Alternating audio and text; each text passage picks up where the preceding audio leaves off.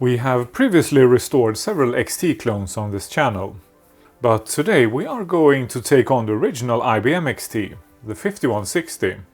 This machine is freshly pulled out of storage and I don't know if it's working or what we will find inside. The CGA display is pretty rough with 2 cracks on the front bezel and very filthy. The 5160 has seen better days too. The paint has been severely damaged and the power supply is rusty. On the front of the machine we can see that it has a single half-height 5¼ inch drive with an asterisk. It doesn't have an IBM logo, so I can't tell if it's the original drive. Also, I'm not sure if IBM ever sold these machines with half-height drives. Most 5160 pictures online have full-height drives. Let me know if you know. Then we have an IBM branded faceplate for a hard drive. Let's hope it has a working drive inside too. At the back we have what seems to be a serial and parallel port, and a floppy controller. And then an AST branded graphics card with a small switch. This should be interesting. And I have no idea what this last card here might be. Before we can power it up, we need to check what that AST card is, because I don't remember what display this machine came with, if any. And I'm pretty sure some of the pins in this connector here are shorted, so we might as well take care of those right away in case I forget. Okay, let's see what we will find inside. And some of the cards are a bit corroded too. So unfortunately this machine has not been stored well. But let's see if we can save it anyways.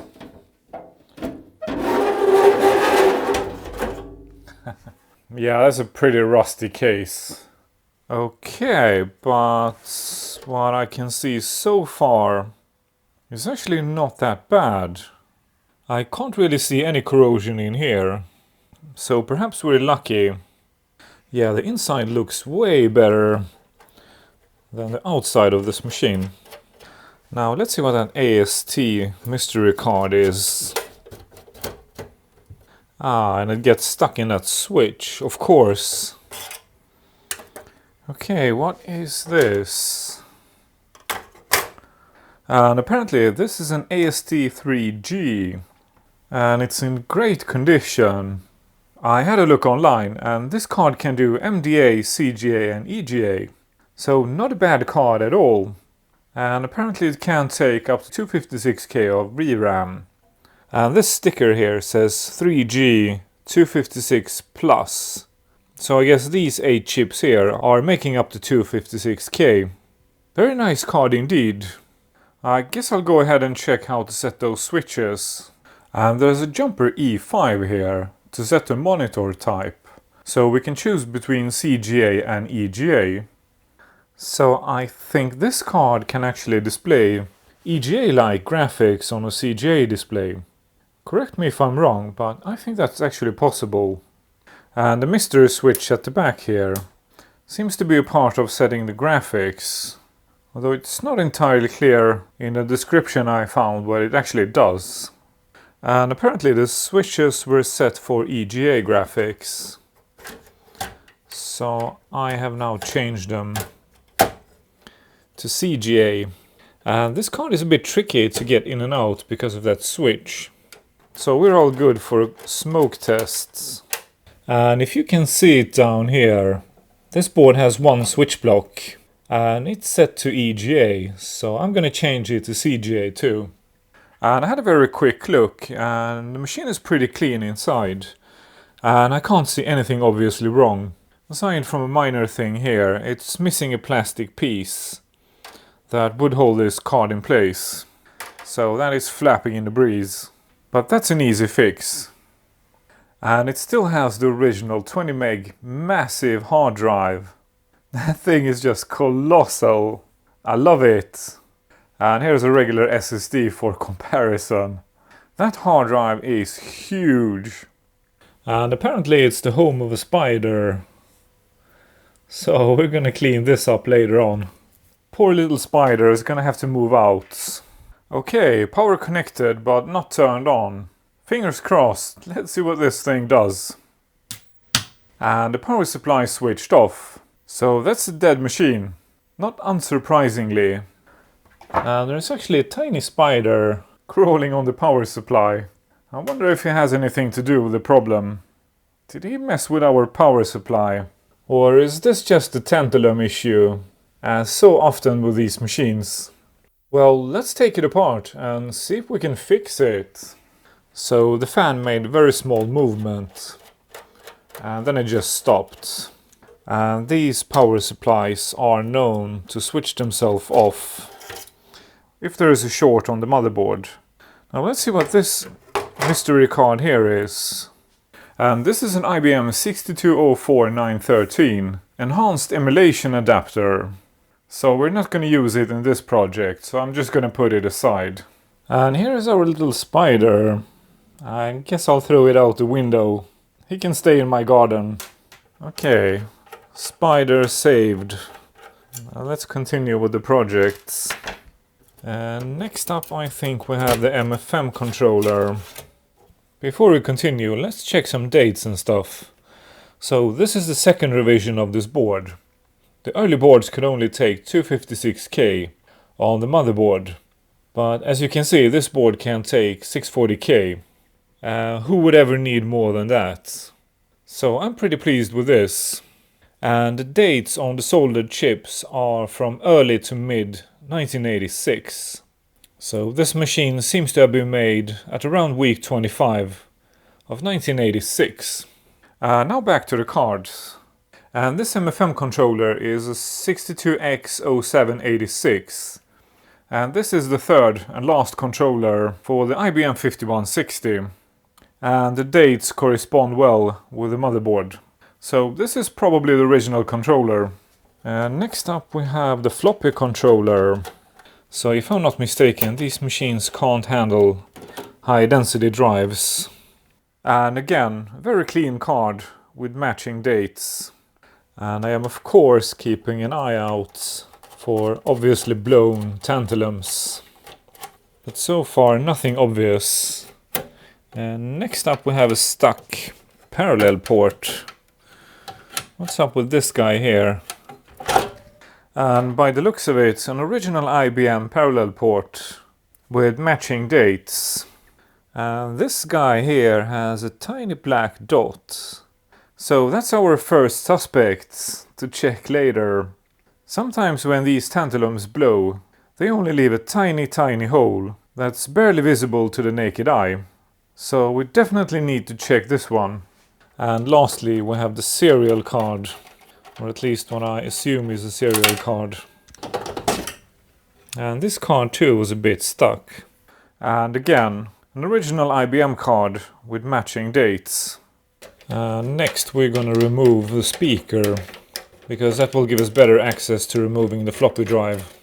And if I remember correctly, that asterisk on the front is telling us that this is a 360K drive. And IBM went with a really weird mounting solution for the floppy drive on the 5160 compared to the 5150. So there's this large well underneath the machine, and in here there are one screw that holds the floppy drive and another screw that's holding the hard drive in place. Really tricky to find if you're not aware of this. Now let's see if that was enough to get that drive out. I think so, yes. But we better remove that bezel so we don't break it. Yeah, now I remember. I think we need to pull it out this way. It's been a while since I messed around with one of these. This is indeed a 360K drive, and it's made in week 25 of 1986. So I guess IBM was supplying these machines with half-height drives after all, because that date matches the chips on the motherboard down to the week. And now let's get that massive hard drive out. I don't know why, but I find these fascinating, being so bloody huge. And it's only a 20 meg drive. By the time I bought my first hard drive, they were down to about half the size of this one. And this drive looks very clean. And this is a Type 13 drive. And the hard drive too has matching dates. And the same thing goes with the AST card. And according to the interwebs, all these cards were sold without that extra RAM. And the RAM chips have matching dates too. So someone bought this machine back in 1986 and put this card and a bunch of extra VRAM right away when the machine was new, instead of going with the original IBM EGA card. And I forgot to say, the enhanced emulation card has matching dates too. So this is probably how this machine was sold originally.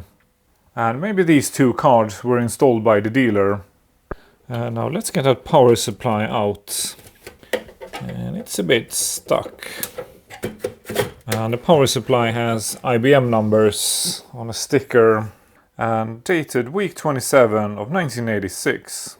I find it kind of weird that the machine is so clean inside. And then it has this rust on the power supply. Now let's get that board out. And like the 5150, it's also just held in place with 2 screws. And the rest is plastic standoffs. And I still can't see any blown tantalums. And the board is out. Unusually clean board for its age. No rust or corrosion on this side either. And there's a loose sticker here that says made in Hong Kong. I guess that's where the motherboard was made. And overall this case is very dusty but clean. Aside from this part here. So I'm gonna clean this stuff up with a wire brush. And then I will clean it with soapy water and let it dry out in the sun. Okay, let's see what we will find inside here. And the usual disclaimer applies. Please don't poke around inside power supplies without proper training. They may contain high voltages, even with the cord unplugged. Okay. And again, a 12-volt fan. Up until recently I have only seen mains fans in these power supplies. But this is the second one I see in a very short time. My early 5150 also had a 12-volt fan. And I like what I see. There are no bulging caps. And no refuzz. So aside from some minor rust, this power supply is probably good. And the manufacturing date of this LM chip here is from week 5 of 1986. So this power supply matches the rest of the machine. So the next step, I guess, is to clean everything. And I think I'm gonna have a go with a wire brush wheel on the rust here. And probably on the lid too. But the rest I'm just gonna clean off camera with some soapy water. And while everything dries in the sun, we'll have a look and see where we have the short. Okay, all the bits and pieces are cleaned up and left to dry. Let's see if the short is on the planar. Power hooked up, but not turned on. So, fingers crossed. And we've got nothing. The fan in the power supply moves just slightly and then it stops. Okay, that could be that it doesn't have enough load. So let's connect the hard drive. Although it did behave the same way before.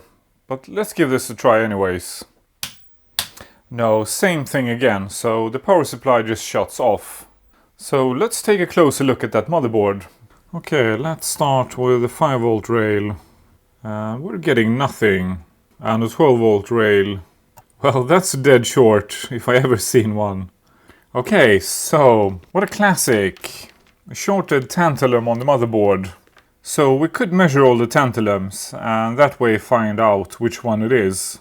But since I'm going to replace all of them anyways, I'm going to remove them first and then we'll check which one is bad. And unfortunately, all the caps have bent legs. How rude, IBM. They should have expected us to recap these boards. Now let's see if this board is any easier to recap than the 5150 board. That board was a pain, because it has some really large ground planes. And so far this board seems to be sucking up all the heat too. Yeah, I think we have the same problem here. So I'm gonna crank up the heat on the desoldering gun right away. Well, this isn't going too bad. Yeah, that went really well actually.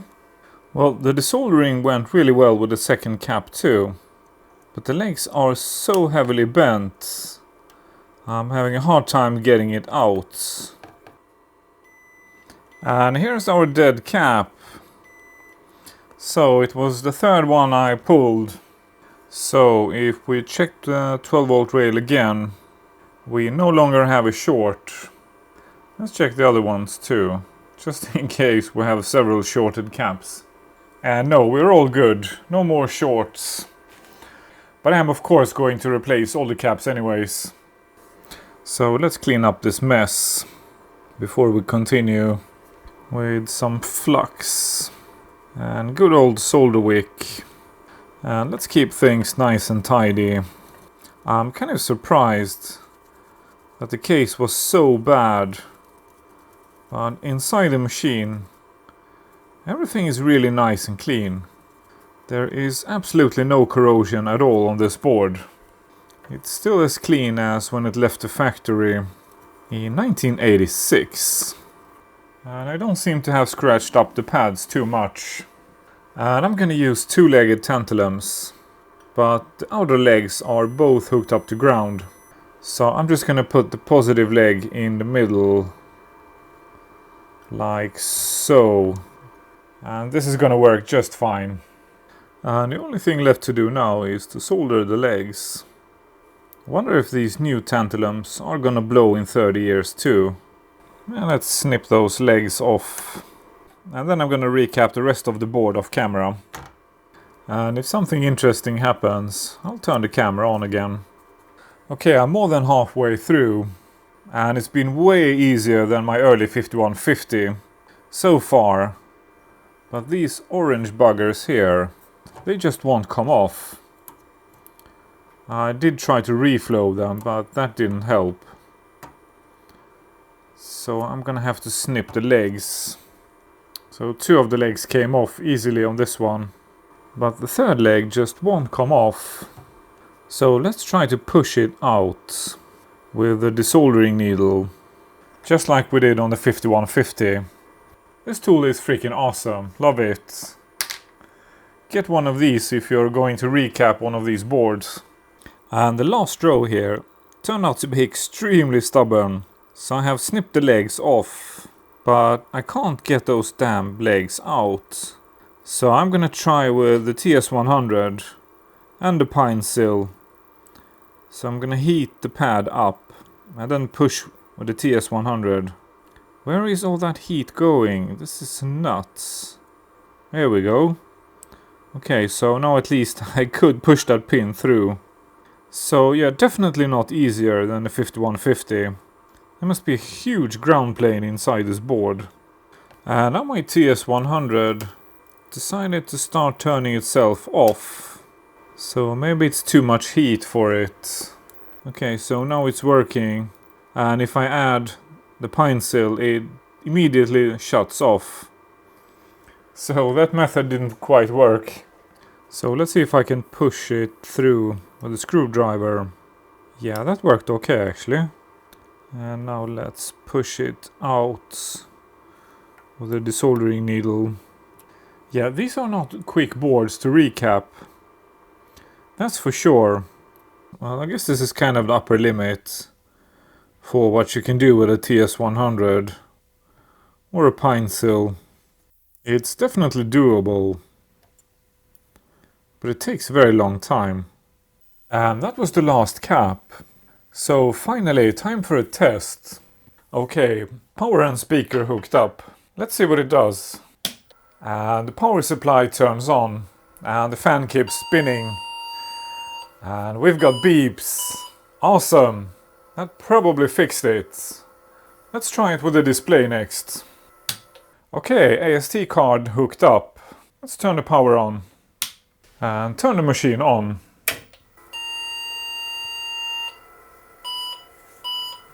And awesome, we've got something on the display. And something doesn't sound right. Something made a crackling noise. And if I'm not mistaken, it came from the display. Although I can't be sure. I guess we should try it with another display. Okay, switch block on the motherboard changed to MDA graphics. And the AST card is changed to MDA as well. And 5151 hooked up. Let's try again. Well, a lot of beeps. And the display works. Okay, 301, I think that's the keyboard. And it's counting up the RAM.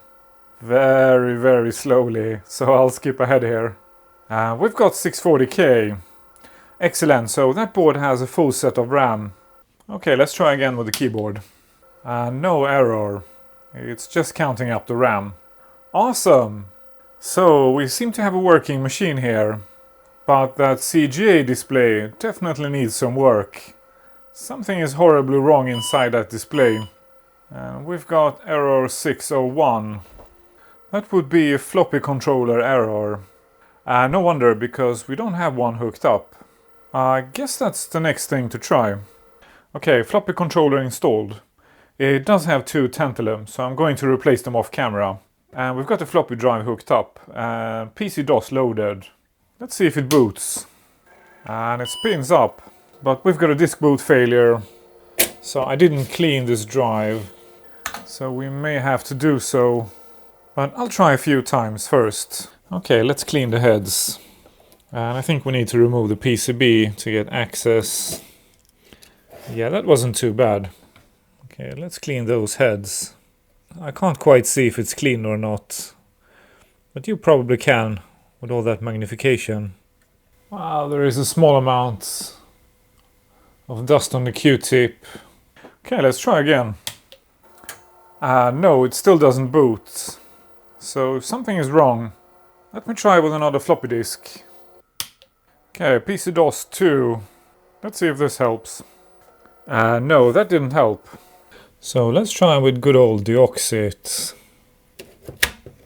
Let's get some on all the connectors. Let's try again. No, that didn't help. So let's try with another drive.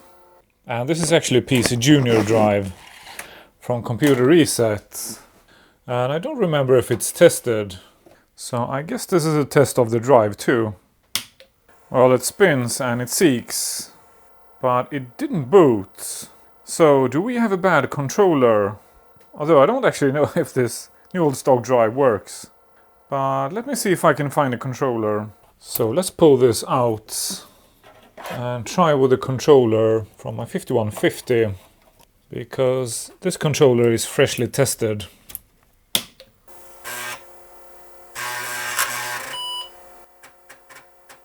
Oh, that sounds much better. Awesome, it boots. So, we've got a bad controller. Let me swap those tantalums off camera and we will try it again. Okay, that was a quick fix. That controller only has two tantalums. And they have the same value as the caps on the motherboard. And that sounds good. And it boots. Well, that was kind of interesting. Never had this happen before.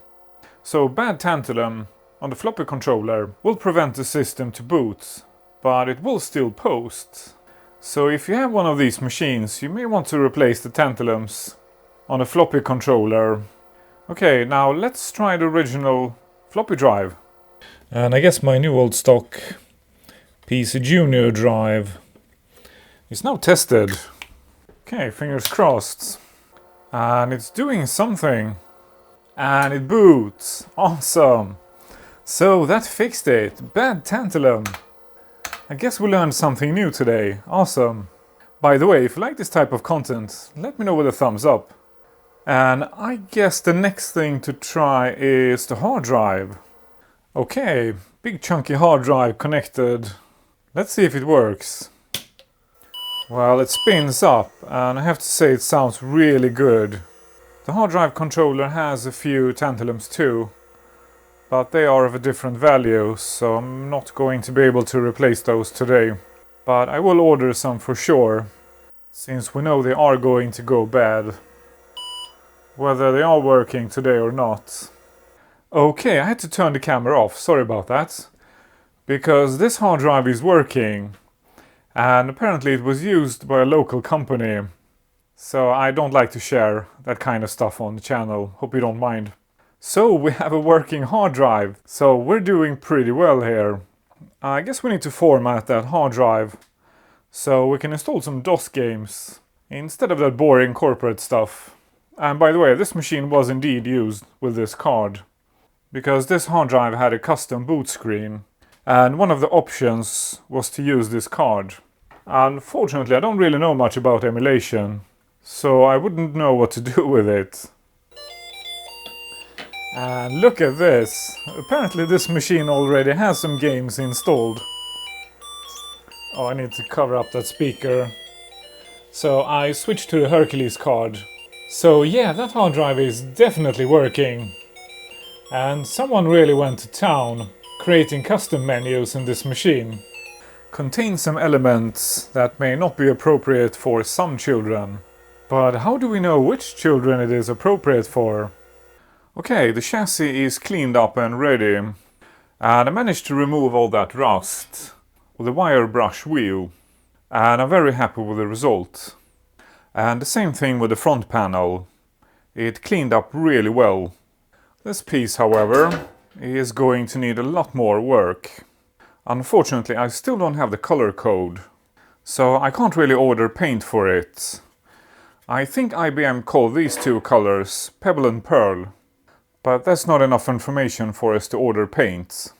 So if you have a vintage IBM and know someone who can read colors, have them do a reading and let us all know. And I think this color here is the same color that IBM used on the PS1 series. So these two colors are basically all we need to know. And it needs to be color codes that the automotive guys can read, because they have the good stuff that we need for our vintage PCs. So for now I'm going to use this spare lid. It's not perfect, but it only has one damage here.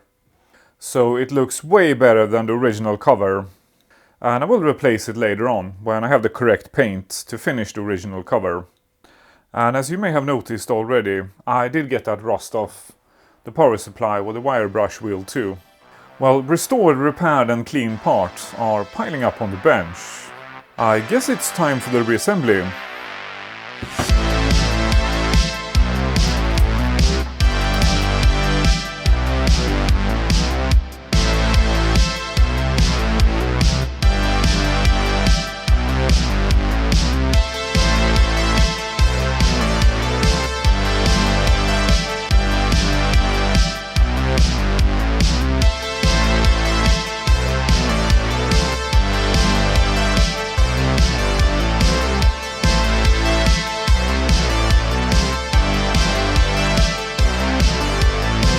Well, that went really well, and now is a good time to watch the 5150 restoration video, if you haven't watched it yet. If you are watching this in the future, there will also be a link here to a video where we find out what's causing that nasty electrical noise in the CGA display, because that's what I will record next.